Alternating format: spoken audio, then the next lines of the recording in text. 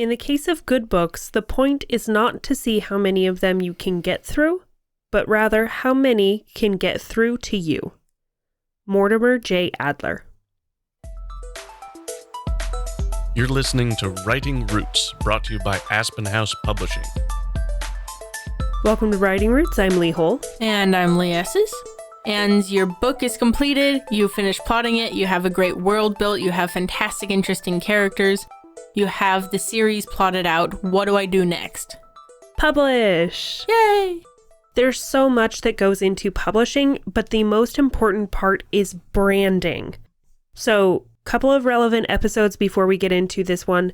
Check out Season 20, Episode 1 and Season 2, Episode 5. Both of those we talk about cover design and building good covers, because that's the first thing that will catch a reader's attention and is the basis of your branding. An important part about branding is knowing your target audience, and an important part of finding your target audience is knowing your genre. So we do have Series 8, where we're exploring a bunch of the big super genres, a lot of the popular fiction genres.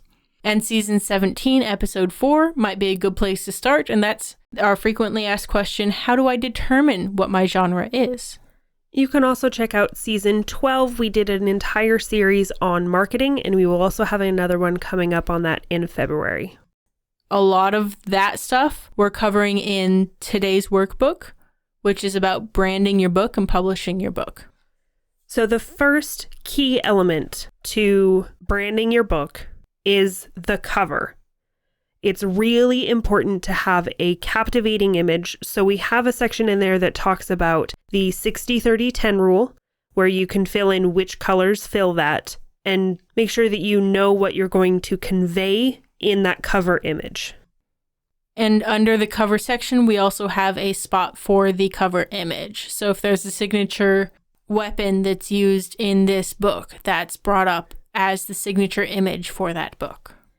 We'll have plenty of empty spaces for you to sketch out a cover so you can get an idea of what you want when you go to a cover designer and say, I want this. This workbook also has a section for your budget, and knowing how you want to spend your money instead of just spending it willy-nilly will help you get the most out of the money you're spending. That includes your cover designer. Any graphics that you want to have made for it. Any other goodies and giveaways, bookmarks, pins, that kind of thing. There's also a space for budgeting for an editor, because that's probably going to be one of your more expensive but also most vital aspects of this publishing process.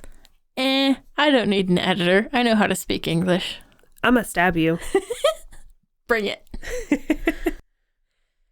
Another thing you need to consider when you are releasing a book, getting ready to brand, is your release schedule. When is that book coming out, and what do you need to do ahead of time? Building momentum to get people to pre-order, to get people to order on the day of, to get people interested in the book, help give it a successful launch and a successful lifetime as a novel. So first of all, it's a very good idea to give yourself time between finishing and finalizing all of these other aspects and releasing the book. That way you can have plenty of time to build that momentum and do things like press releases, newsletters, unboxings. When we did our launch over the summer, we scheduled out when we were going to be doing an unboxing video, when we wanted to have our prints ordered by, when we wanted to make sure we could give advanced reader copies to the local radio show that interviewed us.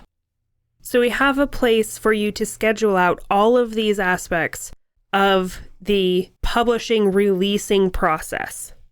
And an important part of making the most of all of your marketing efforts is understanding your target audience and how to reach them. We have an episode devoted just to understanding your target audience, but making sure you can get it into their hands helps the book thrive.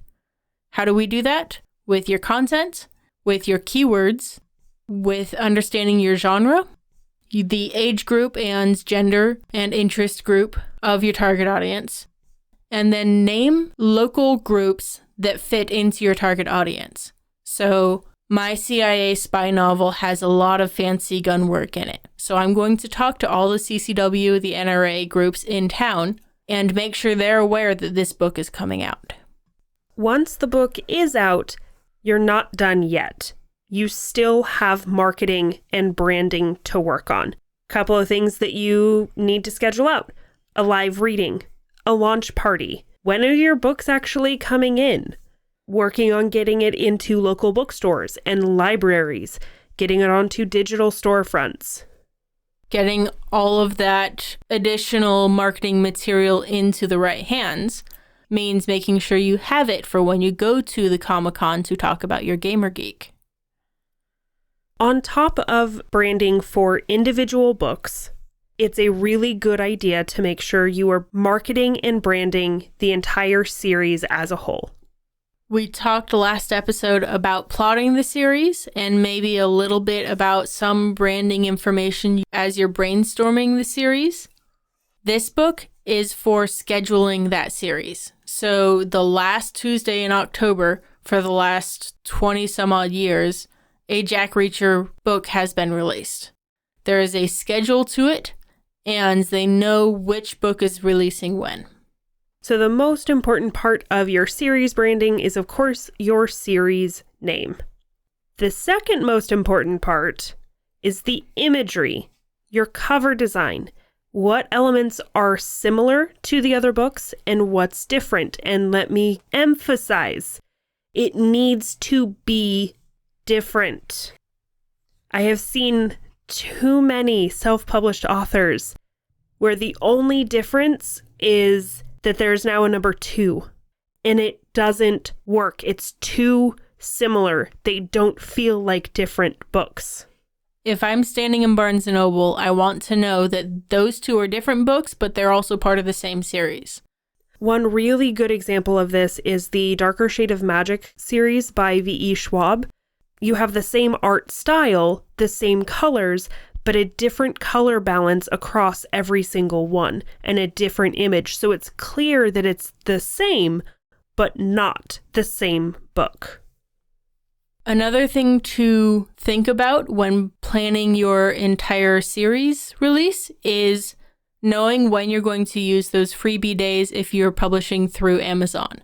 Having those freebie days accompany when pre-orders release for the next book will help people stay caught up and continue to buy the next book in the series.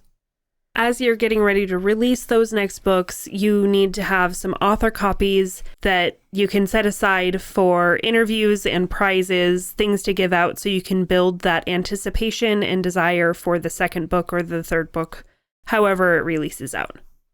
So when you released KD Ratio, you ran out of Toxic everywhere.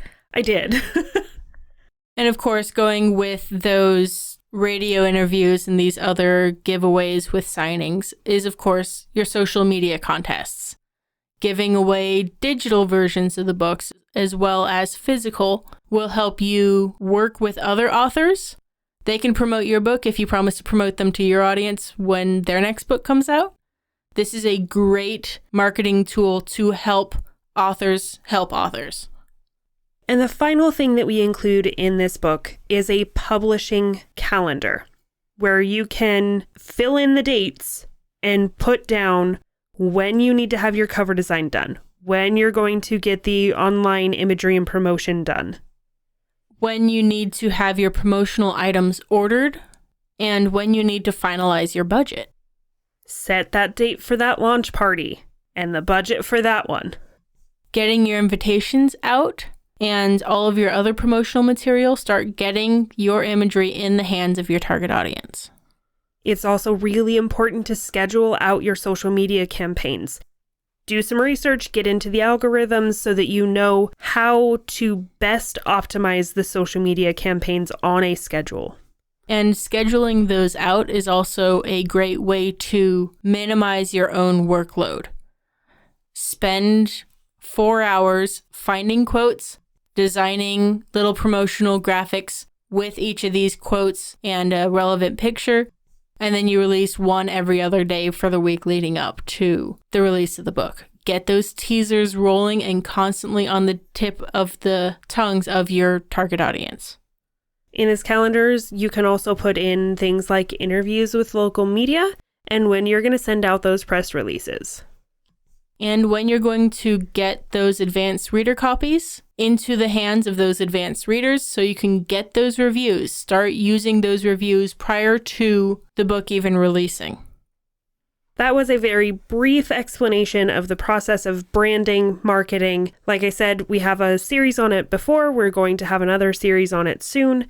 But it's always a really good idea to write down and schedule out so that you know what you're building toward as you take this thing that you've written and get it into the hands of readers. Marketing is essential if you want success in your book in any kind of way. But your book will not be a success unless you write selfishly. If you have a question or comment for our hosts or a topic you'd like us to cover, send us an email at writingroots@aspenhousepublishing.com or find us on Facebook by searching for Aspen House Publishing.